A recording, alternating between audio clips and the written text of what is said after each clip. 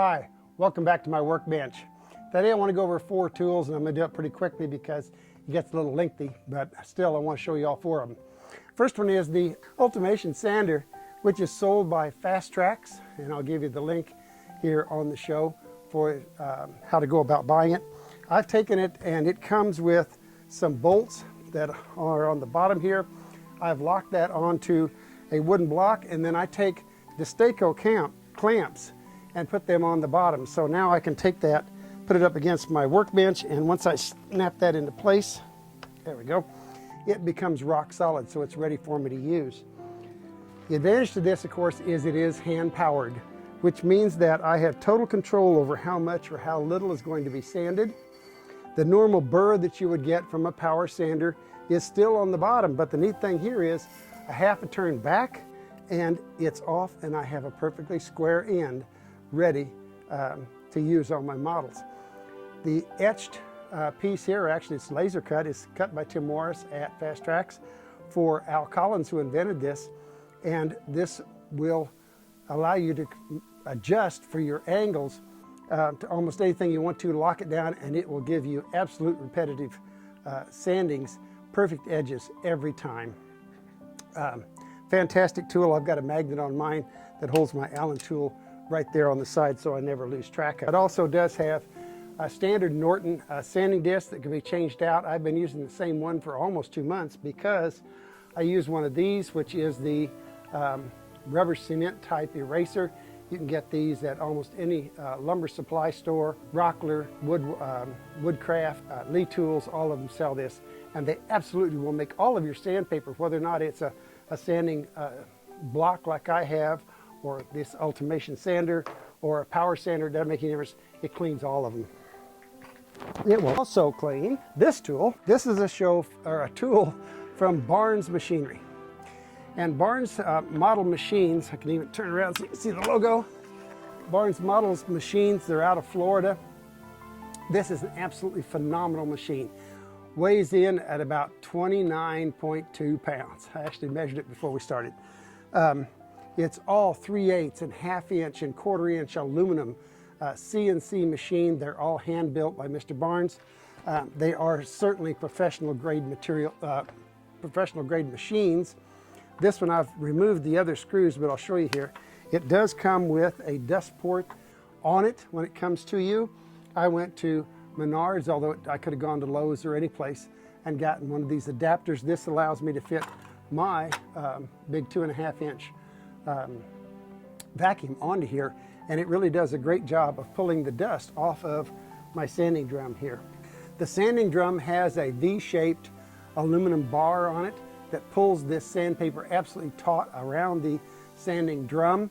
It also comes with a split bar if you want to put 3 inches of one grade and 3 inches of another grade in case you're sanding and working things down. You can work back and forth between the two sides. It has absolute precision adjustment. This screw turns the platen tighter or looser against my drum so that I can control the thickness of the piece that I'm sanding. And once you put it there, it absolutely stays. Absolutely phenomenal piece of machinery if you're into, and if you need absolutely scale material made to a precise thickness. I highly recommend this Barnes thickness sander. I'm gonna put that on the side and bring in the other Barnes machine here. This is the other one that comes from down there in Florida. This is his table saw. Now both of these instruments, both the saw and the sander, come with a 3rd horsepower motor, so plenty of power for anything that you might want to cut. Uses a standard 4-inch blade. You can also use slitting saw blades on this, and from that standpoint, standard goes out the window, because this is, again, 1/4 inch, 3/8, 1/2 inch machined aluminum, precision machined. He has rods on the front here, all the way across the front and the back. There are linear bearings on the front and the back of my rip fence, so exact positioning all the way.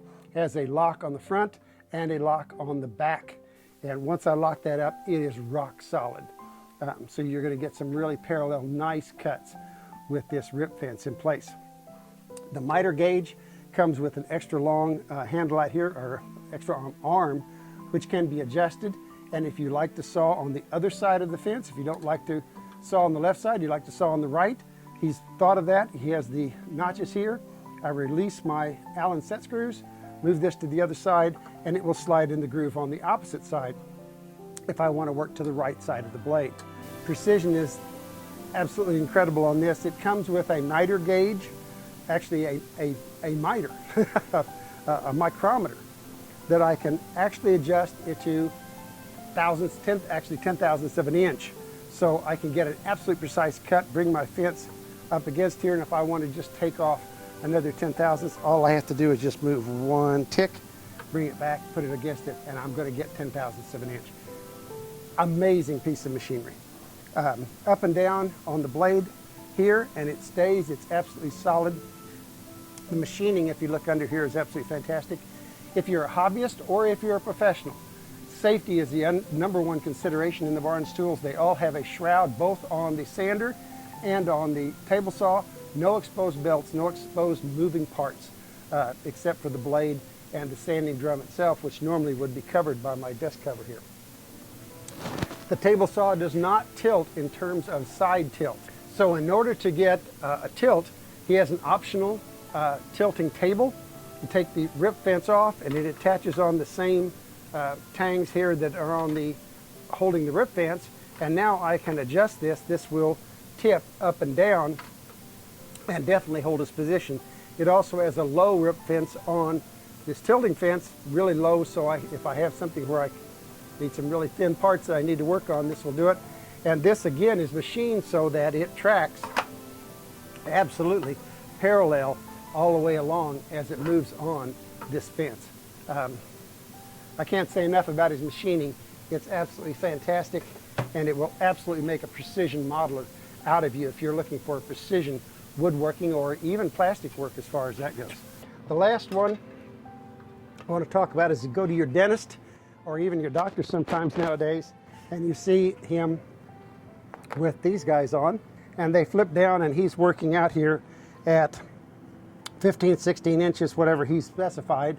And these are from Rose. They named it after their mother, the company, and they will make these to fit whatever kind of focal length you need. The neat thing about this is, especially if you're a professional model maker, is normally if you're working with an optivisor, you've got to be right up here in your face. And sometimes in bigger models, you can't do that. So this allows you to have your eyes down here right against the work, but your face, your head, your body can actually be out of the way if you're forced to do so on some of the larger models that we sometimes have to work on, engineering or architectural models. That's pretty much all the tools that I had for you in this segment. These are not cheap tools. They are absolutely first class. I do want to shout out a thank you to the APMM, the Association of Professional Model Makers. I belonged for 20 plus years as I worked in my professional career. They were nice enough, the executive director, Sam Martinez, and her crew have granted me emeritus status as a member, and I greatly appreciate that, and I want to thank all of you for doing that. And I hope you'll watch the station, or this channel. It's going to be on the APMM site. It's also on, of course, YouTube for all of you who are model railroaders or just modelers in general.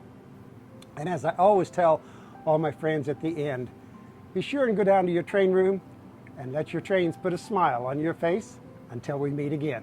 Thank you.